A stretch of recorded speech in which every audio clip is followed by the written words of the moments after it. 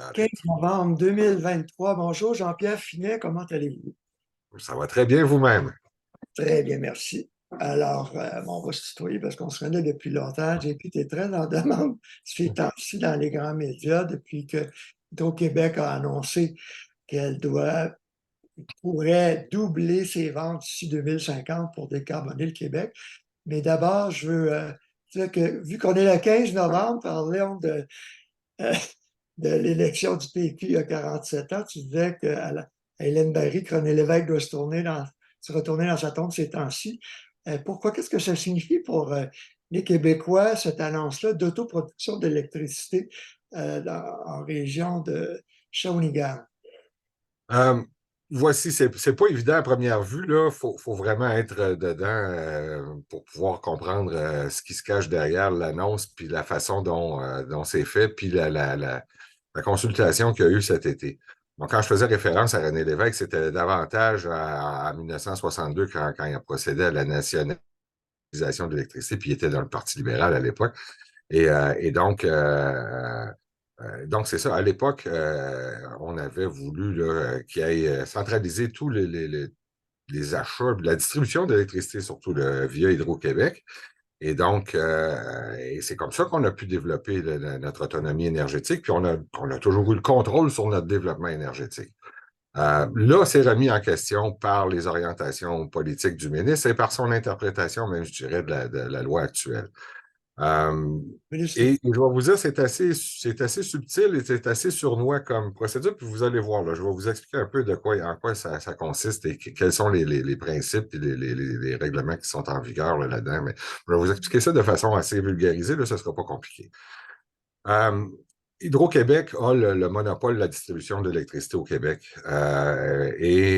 Même s'il y a eu une ouverture au privé il y a quelques années, par exemple, pour la fourniture d'énergie de sources éoliennes, ça s'est toujours fait via des appels d'offres par Hydro-Québec, dont les critères ont été approuvés par la Régie de l'énergie et qui sont supervisés par la Régie de l'énergie. Euh, Là, dans ce cas-ci, on dit on pourrait aller chercher 150 mégawatts d'Hydro-Québec sur le réseau, mais on va se faire de l'autoproduction.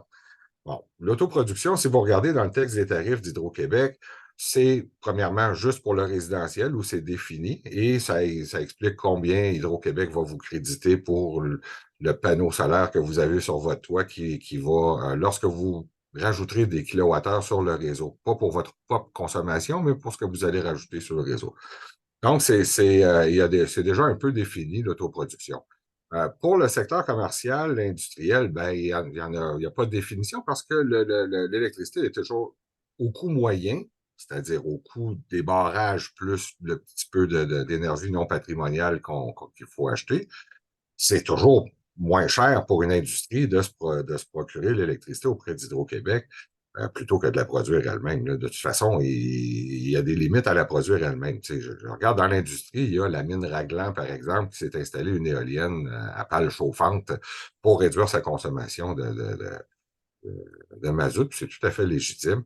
Je sais que la mine Célène considérait à un moment donné installer une éolienne sur son territoire pour pouvoir autoproduire et vendre le surplus éventuellement sur le réseau d'Hydro-Québec. Et ça aussi, c'est tout à fait légitime.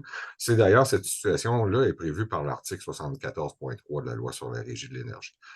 Euh, il y a un article de la Régie de l'énergie qui parle, entre autres, d'autoproduction en référant surtout à la biomasse, qui dit que oui, un client industriel peut s'auto-alimenter à la biomasse qui est adjacente à son usine, par exemple. Là, on a l'adjacence pas mal large. Là, ça serait, à ce qu'on me dit, 60 km à la ronde qu'on voudrait installer des panneaux solaires et des éoliennes pour un total de 1000 mégawatts, 800 mégawatts de solaire, puis 200 mégawatts, non, 800 mégawatts d'éoliennes et 200 mégawatts de solaire. donc Je sais pas si, Hydro fournirait 150 mégawatts ouais, puis eux s'autoproduiraient, entre guillemets, à travers la Mauricie, avec au moins, mettons, 140 éoliennes de 5 mégawatts, là, et un gros paquet de panneaux solaires. Chez les autres, Et eux autres, ils appellent ça de l'autoproduction. Moi, je trouve que c'est d'étirer le concept pas mal. Moi, si j'installe un panneau solaire chez vous puis que je m'envoie l'électricité, même si j'étends un fil jusque chez vous, pas sûr que vous allez être d'accord. Puis que, tu sais, c'est pas sûr que ça demeure encore de l'autoproduction, là. C'est un peu ridicule, même des temps. Tu sais, c'est quoi l'autoproduction? Ça va jusqu'à 3, 30, 300, 3000 kilomètres, tu sais, en autant que tu le relis avec des câbles. Donc, Ouais. ça pose problème, là. D'autant plus que ces câbles-là, pour acheminer l'électricité à leur usine, ben, c'est des câbles de transport d'électricité. Le transport aussi, c'est régi par c'est réglementé. Le monopole, c'est Hydro-Québec Transport, le Transénergie. Donc, Alors, en partant, le Pardon? danger, c'est quoi? Parce que les autoproducteurs sont censés stocker sur le réseau d'hydro et non plutôt que dans les batteries, là, parce que c'est moins Non, cher. un autoproducteur, c'est supposé être pour ton autoconsommation à toi, là. Ou les Par surplus, tu les vends hydro. Ou les surplus, tu les vends à hydro, justement. Et là, dans ce cas-là, justement, par exemple, quand il y aura des surplus, quand le vent le tournera, parce que normalement, on prend pour acquis qu'une puissance installée, par exemple, de 10 mégawatts, ben, va fournir en réalité 3,5 mégawatts en moyenne, parce qu'il faut des fois, ils vendent, des fois, ils vendent pas, puis qu'en moyenne, ben, on compte sur les éoliennes 35 du temps. Mais qu'est-ce qui arrive quand ils ne vendent pas du tout? Est-ce qu'ils vont consommer de l'électricité du réseau? Qu'est-ce qui va arriver quand ils vont vanter à 100 000 à l'heure? Là, tu sais? Autre question. Là, en ce moment, on dit que c'est de l'autoproduction. Portons-nous au jour où ils vont inaugurer leur parc. Et là, ils vont dire, ben voici, on autoproduit. Puis là, le lendemain, ils décident de créer une filiale ou de vendre le parc à une tierce partie qui deviendrait dorénavant producteur et distributeur d'électricité. Là, donc, ça ne serait plus de l'autoproduction, ça serait maintenant un contrat d'achat d'électricité, ce qu'on appelle en anglais un Power Purchase Agreement. Et là, c'est plus du tout le même régime, là. Et donc, ça viendrait freiner d'autant plus le monopole d'Hydro-Québec là, de façon encore plus évidente, là. Donc, Donc, nous, on n'a pas la même interprétation. la loi dit que seul Hydro-Québec peut vendre l'électricité.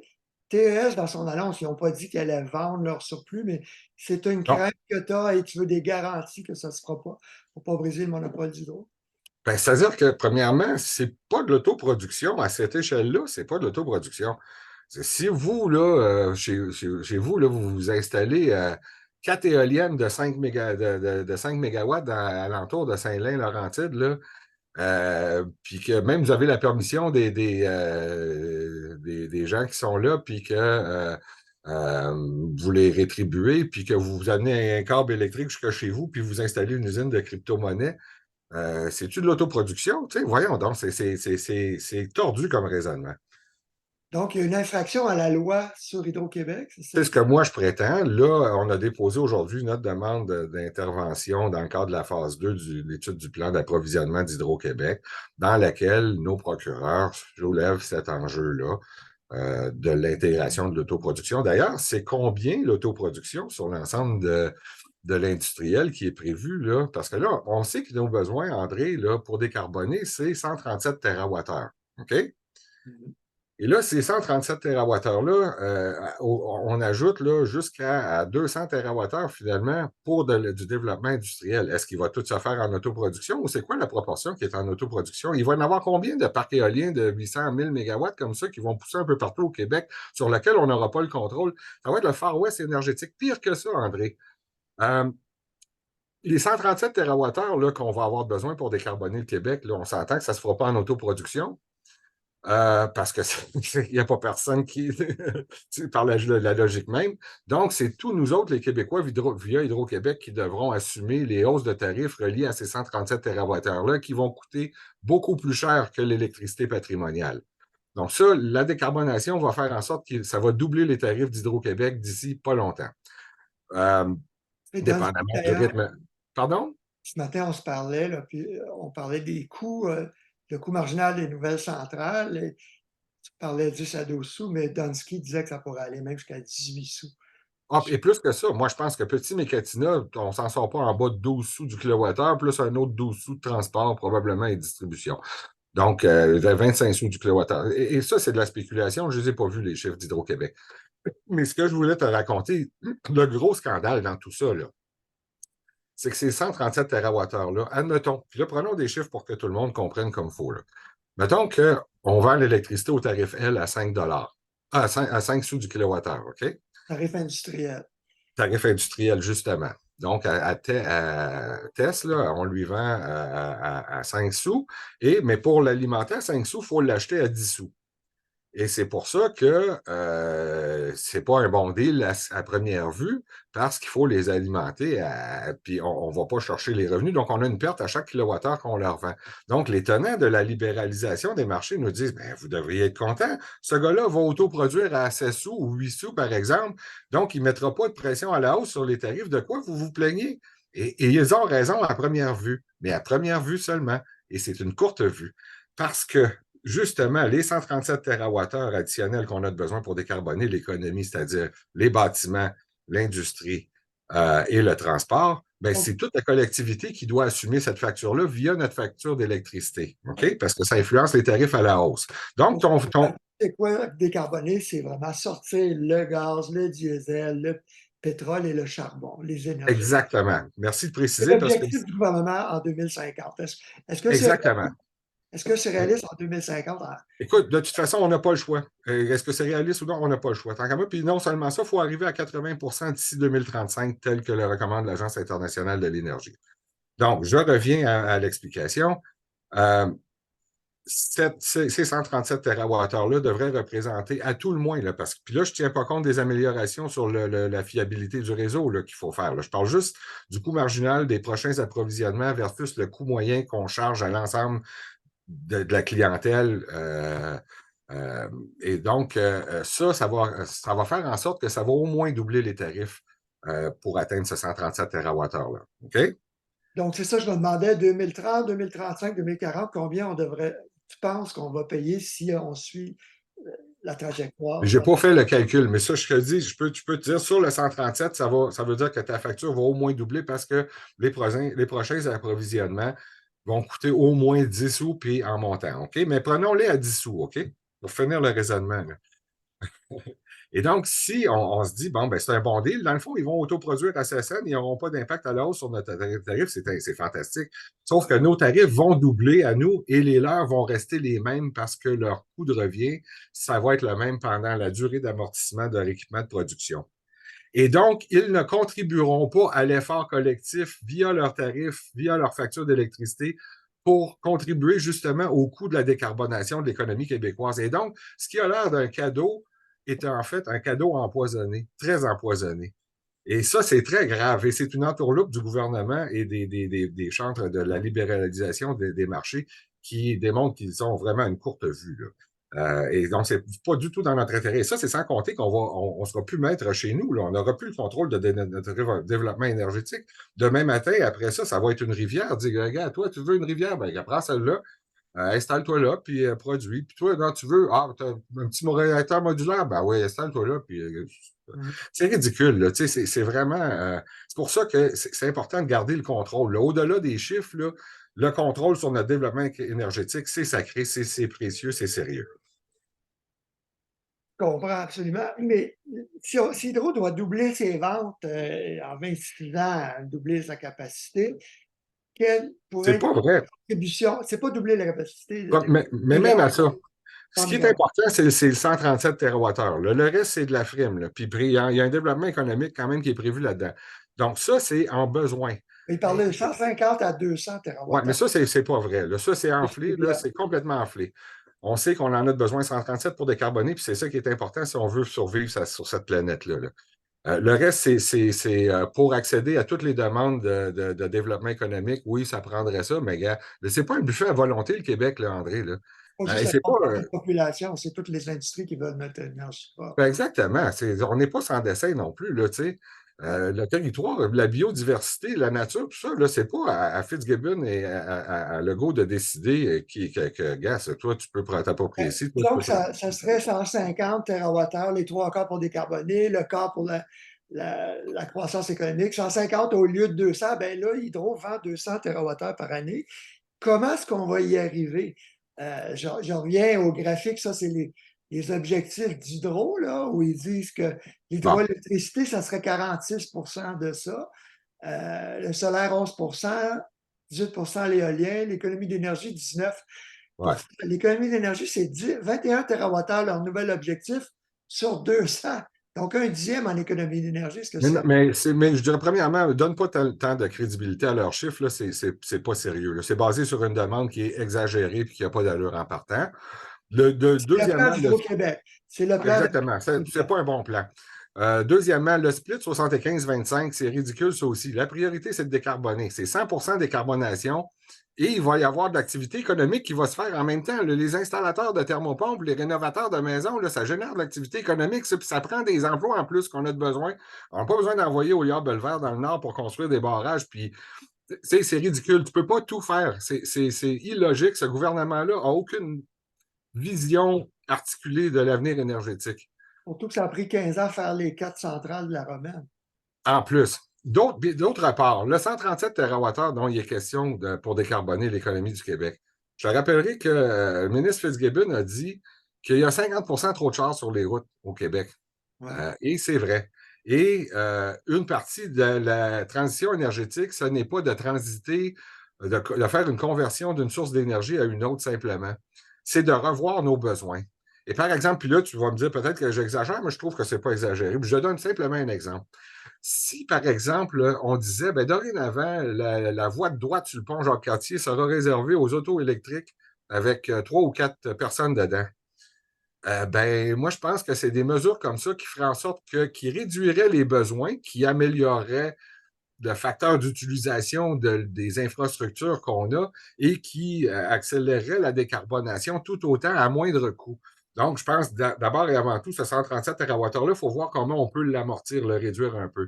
De deux, les économies d'énergie. 20 TWh, c'est encore là trop faible. Tant qu'à moi, c'est 20 TWh parce que le gouvernement ne fait pas sa job de reviser les normes de construction et d'implanter un système de cotation énergétique des résidences. En Ouais. faisant ça, en plus, on peut atteindre 30 TWh selon moi. D'autre part, on peut réduire les exportations sur les marchés de court terme de 15 TWh.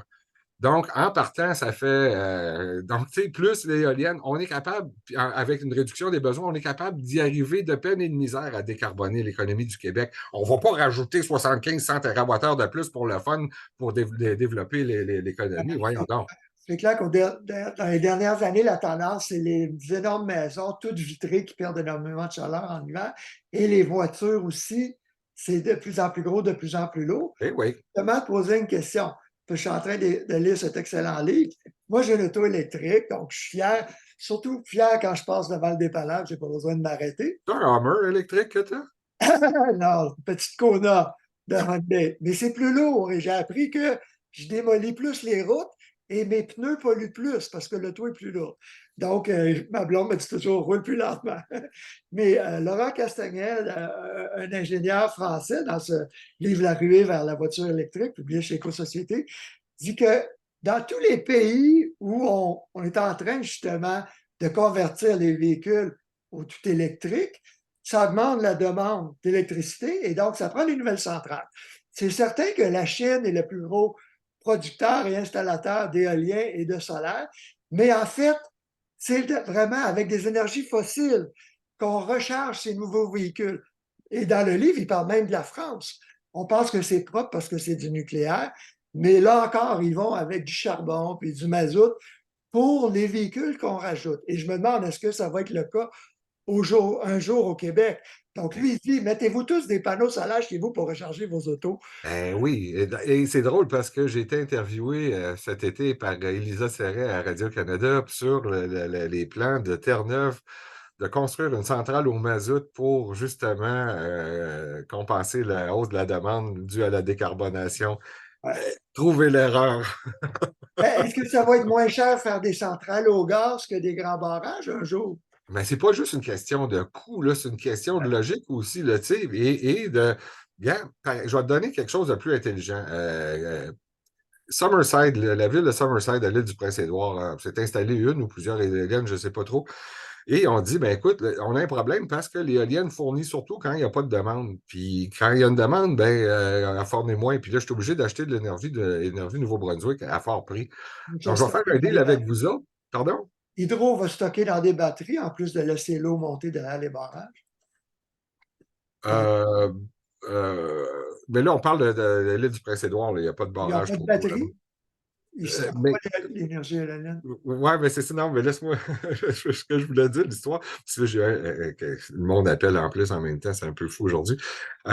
C'est qu'ils ont fait un deal avec leurs clients. Ils ont dit installez-vous des systèmes de chauffage central centraux avec accumulateurs de chaleur. Et moi, quand vous n'aurez pas de besoin, mais il va faire froid, puis que mon éolienne tourne, moi, je vais rentrer de la chaleur dans vos briques. Bon, Et pendant ce temps-là, bon, je vais vous donner un tarif préférentiel. Et quand viendra le temps de chauffer votre maison, ben, plutôt que j'aille acheter de l'électricité à fort prix, bon, on va utiliser vos briques qu'on aura générées quasiment à coût nul, parce que dans le sens qu'on les laissait tourner dans le beurre avant, là, on produisait pas, on valorisait pas cette production-là. Donc, il faut d'ailleurs, d'abord avant tout, mieux utiliser notre énergie et améliorer le facteur d'utilisation du réseau d'Hydro-Québec. Je pense que c'est à peu près 58 mais il y a moyen d'augmenter ça avec les mêmes infrastructures, de mieux répartir les charges dans le temps. Et c'est un peu ça dont on va parler aussi, que j'aimerais parler dans le cadre de l'étude de la phase 2 du plan d'approvisionnement à la Régie de l'énergie qui va débuter bientôt. mhm. Puis en terminant, je ne sais pas si tu es bien occupé, le programme Logivert d'Hydro-Québec, est-ce que c'est Ah. prometteur? J'ai su à travers les branches là, que finalement, ça serait lancé, je pense, Début au début de janvier. 2024, mais l'histoire, c'est que ils disent que c'est rétroactif à janvier 2023, puis ils l'ont annoncé au début de l'été. En tout cas, Annoncé en avril. ouais, ben, pseudo-annoncé, là, ils l'ont annoncé. D'ailleurs, c'est drôle, j'ai su pour ton article euh, par un courriel d'un représentant d'Hydro-Québec qui me remerciait d'avoir dit des bons mots au sujet de Logivert, puis j'étais pas au courant pourquoi. Je pensais que c'était via mon compte LinkedIn, puis j'avais souligné sur LinkedIn. Moi, quand Hydro-Québec fait des bons coups, je les souligne, puis je les applaudis. Ouais, Quand ils ont fait des moins bons aussi, je le dis, mais ouais. et donc, c'est ça. Puis il l'avait presque annoncé, puis il y a eu un retard incompréhensible, là. Puis pourtant, c'est urgent. Je ne comprends pas. Bon, Je pense moi, que c'est une question de gestion des appels parce qu'ils veulent faire des paiements rapides. Les entrepreneurs qui vont installer de la géothermie vont pouvoir déduire le coût ouais, de la subvention sur la facture. Donc, ils vont devoir être payés rapidement. France Lampron, qui développe les programmes d'hydro, était une de mes conférencières à la Maison de l'Environnement durable la semaine la semaine passée. passée. Ouais, C'est sur la chaîne YouTube, dans ouais. J'ai vu le début, mais j'ai été pogné ouais, après. la liste bâtiment vert, là, bâtiment durable. Elle me disait que c'est à partir d'avril que leur site web logiver.ca existait. Et il y a eu des retards parce que question de gestion, mais début janvier, ça va être lancé. Et je lui ai posé la question, pourquoi est-ce que les millionnaires qui sont payés de la géothermie ou les gens fortunés qui n'avaient pas besoin de subventions, qui ne savaient pas qu'un programme s'en venait, ils ont installé ça en janvier, février, mars, avril, vous allez les remercier en leur donnant un cadeau, c'est ridicule. Puis là, ben, ça ne savait pas trop quoi répondre. Ah, ben, c'est ça. Mais c'est la même question aussi qui est dans les journaux ce matin. Je pense que c'est Mario Dumont qui soulève ça. Écoutez, les subventions pour les voitures là, de 5 000 et plus là, avec le fédéral, là, finalement, on subventionne les riches, là. Et c'est vrai, mais c'est parce que, et en plus, on ne tient pas compte de ce qu'on appelle du taux de free ridership ou de taux de risque qu'il y a ou d'opportunisme.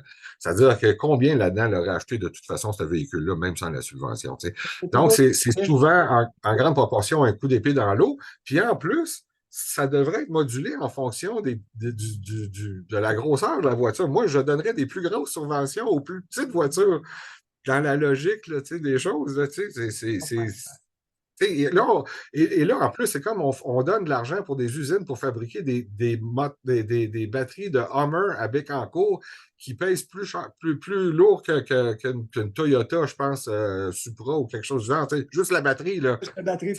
Elle pèse plus lourd qu'une auto au complet à l'essence. À un moment donné, c'est un non-sens. C'est vraiment de l'éco-blanchiment, ça aussi. Puis qui refuse en plus de consommer du gaz naturel renouvelable. Fait que c'est des batteries brunes plus que vertes, là, tu sais. Alors, comment est-ce qu'Hydro devrait encourager la classe moyenne, pas la plus riche? Ah, ben écoute, premièrement, c'est pas juste Hydro-Québec là, de s'occuper de l'efficacité énergétique au Québec, c'est le gouvernement du Québec. Si on avait un système comme en France de diagnostic de performance énergétique là, ou une cotation énergétique des résidences, premièrement, avec des niveaux minimums, là, ben, ça ferait en sorte qu'on n'aurait pas le choix de rénover nos passoires énergétiques. En France, à partir de, je me rappelle plus quelle date, bientôt, tu n'auras plus le droit de vendre ou de louer un logement qui a une cote G, qui a une cote minable. Là. Tu vas être obligé de la remonter un peu, puis sinon, tu n'as pas le droit de la mettre sur le marché. Et À c'est la ça que ça revente, prend. ça affecte la valeur des bâtiments à la revente. C'est pour ça que ça motive la rénovation. Ouais. Ben oui, mais c'est aussi en tout cas une façon aussi tu sais, il faut s'occuper de la clientèle à faible revenu, la clientèle vulnérable là-dedans qui souvent habite dans ces habitations-là. Et c'est pour ça que lors de la consultation de la Ville de Montréal, nous, on proposait, entre autres, l'accumulation de chaleur et la thermopompe pour, produire des économies d'énergie avec la thermopompe et bénéficier des tarifs avantageux pour la gestion de la pointe avec l'accumulateur de chaleur et le tarif FlexD. Et c'est le meilleur moyen de protéger les consommateurs en s'assurant qu'ils aient une consommation optimale, là, avec une production d'énergie, utilisation d'énergie optimale sur place.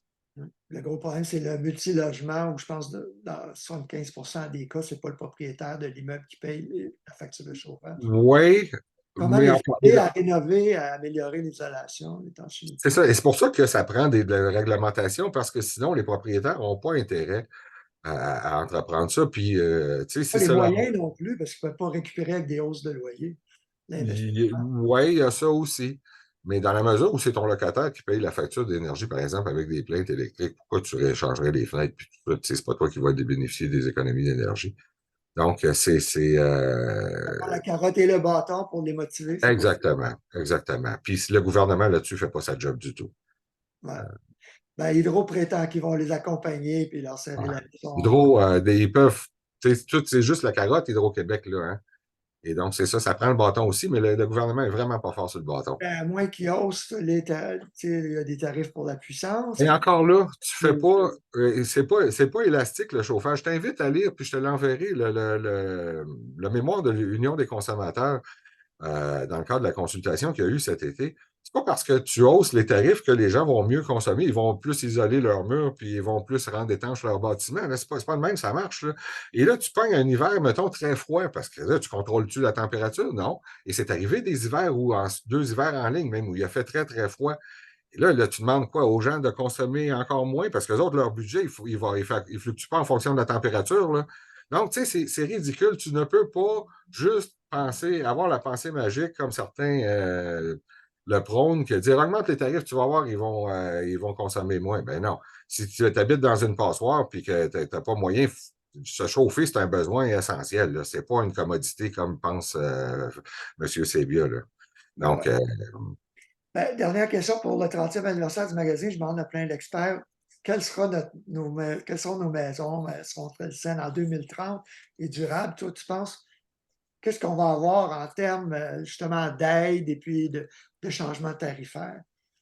moi, j'ai une réponse, ça va dépendre qui va être au pouvoir. Si c'est le même gouvernement, puis qui est sur la même lancée, puis qui ne change pas sa façon de faire, on ne peut pas espérer rien, tant qu'à moi. Reste à voir si Mais ça va bon, être on un verra enjeu les villes, par électoral. exemple. Ce que j'ai pas compris, ça, c'est Reste à voir si saccadé. ça va être un enjeu électoral. Les gens La, la, la- sont squeezés par l'inflation, donc si les tarifs, ben, ils ne vont pas les hausser avant l'élection, les tarifs, euh, 3%, c'est ça. M'entendais-tu? André, excuse-moi, c'est ma connexion qui est instable. Attends un petit peu. Ben, je disais que la loi prévoit, Ah, permet. OK, c'est revenu, excuse-moi. OK. Non, Il y a une loi jusqu'en 2025 qui protège les consommateurs contre des hausses de tarifs d'électricité au-delà de 3 ouais. de l'inflation. Mais donc, ça va. Et l'élection, c'est en 2026, je crois. Donc, les caquistes vont promettre des faibles hausses, mais tu n'es pas convaincu après les élections que ça ne va pas augmenter en Ouais, fou. de toute façon, ça, je pense que c'est une fausse bonne idée là, de limiter les hausses de tarifs. Ça va en prendre des hausses de tarifs, puis rien ne se perd, rien ne se crée. Si on coupe dans les dividendes d'Hydro-Québec, on va falloir couper dans les programmes sociaux, les écoles, les hôpitaux, parce que ces revenus-là servent à financer des programmes sociaux. Et s'il y a une limite à augmenter davantage les clients commerciaux et industriels sans affecter même la délocalisation des entreprises et tout ça. Là. Donc, c'est pas logique. Il faut vraiment accompagner les gens pour qu'ils aient une meilleure efficacité énergétique, de sorte à mieux faire face à ces hausses de tarifs-là qui sont inévitables. Par ailleurs, je voulais dire, là, dans l'actualité, aujourd'hui, on voit que Énergir poursuit Prévost pour avoir adopté un règlement qui bannit le gaz dans la nouvelle construction. Moi, je crois beaucoup que les municipalités ont le leadership et qui, en ce moment, dament le pion au gouvernement provincial qui devrait plutôt adopter justement un règlement comme celui pour le chauffage au mazout et, et inclure le gaz naturel là-dedans, de sorte à ce qu'on n'ait plus le droit d'installer de nouvelles chaudières au gaz naturel d'ici 2025 comme tel que le recommande l'Agence internationale de l'énergie. No new boilers by 2025. Il est temps que le gouvernement provincial prenne ses responsabilités et arrête de se faire montrer la voie par les municipalités. Parce que là, on assiste à un paquet d'essors de réglementation municipale partout pour compenser pour le manque de leadership du gouvernement provincial. Ouais. J'ai demandé à l'Union des municipalités si elle allait défendre Prévost dans la poursuite d'énergie et qui risque de tomber parce qu'ils n'ont pas les moyens. On m'a dit qu'il est trop tôt pour en parler, mais qu'ils vont annoncer un parcours de décarbonation pour leurs membres. Ouais. Ben, encore là, je trouve que l'UMQ est en retard par rapport à ses membres. C'est pas normal que ce soit les membres individuellement qui fassent ça et que ça ne vienne pas de l'UMQ, là, tu sais. L'UMQ, il faut comprendre aussi, sont un petit peu en conflit d'intérêts. Leur partenaire principal, c'est Énergir qui commandite leur congrès annuel. Je pense ils ont une équipe de vélo ensemble pour le grand défi Pierre Lavoie. Sont pas mal peinturés avec Énergir, l'UMQ, là, puis je trouve que c'est de plus en plus malaisant, c'est de plus en plus inconfortable. Et Ouais, tant qu'à moi, il y a de plus en plus apparence de conflit d'intérêts dans une perspective de décarbonation de l'économie. ouais, Et j'invite l'UMQ à revisiter sa position par rapport à sa relation avec Énergir. ouais. Juste pour compléter sur l'efficacité énergétique, les gens qui connaissent ça disent que l'important, c'est pas le tarif, c'est pas grave s'il augmente, si on t'aide à réduire ta facture, mais est-ce que ça va se produire dans les prochaines années? C'est la grosse question. Est-ce que les gens moins fortunés vont pouvoir profiter de cette Ben, manne qui profite aux personnes au mieux nantis? ça existe déjà, la tarification dynamique, là. Ils n'ont rien inventé là, dans la consultation cet été, là. Le problème, c'est qu'il y en a plusieurs qui voudraient que ça s'applique de façon obligatoire. Et encore là, d'appliquer le bâton sans carotte, tant qu'à moi, ça serait irresponsable, ça serait de pénaliser les clientèles à faible revenu, ça ne ferait qu'augmenter le nombre d'ententes de paiement avec Hydro-Québec et d'augmenter le nombre de personnes qui se font couper l'été en dehors de la saison froide. Non, moi, je crains ça comme la peste. D'ailleurs, en ce moment, le crédit hivernal, c'est sans risque pour la clientèle et s'ils peuvent l'utiliser en préchauffant leur maison, tout ça, puis réaliser quelques économies, tant mieux. Le tarif FlexD est plus dangereux dans la mesure où il y a un tarif élevé en pointe et il faut faire attention à l'ensemble de sa consommation, y incluant l'eau chaude et tout ça. C'est moins dangereux quand tu as un accumulateur de chaleur parce que tout ça se fait de façon automatisée à chaque matin de 6 à 9 et le soir de 4 à 8, tu sais, les briques qui chauffent, tu n'as même pas besoin d'intervenir. Et tu fais des économies en puissance. Mais donc, de rendre la tarification dynamique obligatoire, c'est très dangereux. Et surtout que les gens qui ont un compteur non communicable ne peuvent pas participer, les gens qui ne veulent pas être irradiés par les micro-ondes pulsées, Exactement. qui sont probablement cancérogènes. En fait, prouvés cancérogènes selon la toxicologue qui dirigeait Ouais. le US National Institute of Environmental Health Sciences. Mais l'autre Et chose, pourtant, ces gens-là, André, participent lorsqu'Hydro-Québec fait des appels au public parce qu'il va faire très froid, là, en moyenne, une fois par 2 ans. Là, ils disent, écoutez, là, on anticipe une pointe de demande ce soir, là, on vous demande de prendre de courtes douches et pas de bain, de reporter des usages, etc. Ces ouais, gens-là qui n'ont pas des compteurs communicants, ils contribuent quand même à l'appel d'Hydro-Québec. ouais. Et pourtant, on n'inscrit même pas ça au bilan en puissance. On fait comme si ça n'existait pas dans la réalité. Et là, donc, c'est ça. Surtout que le crédit hivernal, comme tu disais, il n'est pas risqué, mais les gens économisent pas 50 par hiver. Alors, c'est quoi la motivation autre que d'avoir un thermostat programmable? Tu économises la nuit, tu remontes le matin, mais je comprends qu'Hydro ne veut pas que de 6 heures à 9 heures le matin, Ben, c'est ça. tout le Il faut monde faire un allume. peu le contraire de ce qu'on nous disait dans le temps. Dans le Oui, temps, mais moi, je Hydro-Québec, vais partir mon chauffage à 3 heures du matin, puis le baisser à 6 heures quand je pars mon feu. ouais, ben, c'est ça. Ben, Moi, je suis à la c'est un campagne, peu. un Ben, foyer. c'est pour ça. Non, l'idéal, là, plutôt que de préchauffer sa maison au complet ou son logement au complet, L'idéal, ça serait de faire un peu comme fait en fait la promotion Nova Scotia Power et Efficiency One ou Efficiency Nova Scotia. C'est des accumulateurs de chaleur muraux, si tu veux, ou comme des radiateurs avec des briques dedans qui accumulent la chaleur. Et plutôt que de suffoquer avec une chaleur intense dans ta maison en prévision d'une pointe, ben, tu peux stocker de la chaleur dans ces systèmes-là et l'utiliser pendant les pointes. Ça, c'est beaucoup plus logique. Mais là, Hydro-Québec travaille sur des projets pilotes là-dessus et on espère que ça va aboutir bientôt, puis qu'on pourra justement rétrofiter ou rénover l'ensemble des gros bâtiments multirésidentiels à Montréal en installant une thermopompe pour climatiser et chauffer à moindre coût et un accumulateur de chaleur à l'interne pour les pointes. Et donc, c'est ça, ça serait une façon beaucoup plus efficace de décarboner tout en minimisant l'impact sur la pointe, même en réduisant l'impact actuel sur la pointe, parce que ces appartements-là avec des plaintes électriques créent la pointe, là. Oui, Donc, on convertirait un problème en solution. tout à fait. Puis je suis surpris que Hydro ne parle pas des accumulateurs meubles, là, juste du central, ça te prend une fournaise. Donc, Moi, comme je te dis, ils sont en train de... j'ai publié une photo de ces appareils-là il y a 25 ans dans ma revue. Ben, écoutez, moi, un peu, je t'encourage à en parler davantage pour les stimuler, mais je sais qu'ils ont fait un projet pilote récemment, Nova 35, je pense que ça s'appelle. Si ça t'intéresse, tu peux leur demander. Donc, D'accord. ils peuvent peut-être ils peuvent partager l'information aujourd'hui.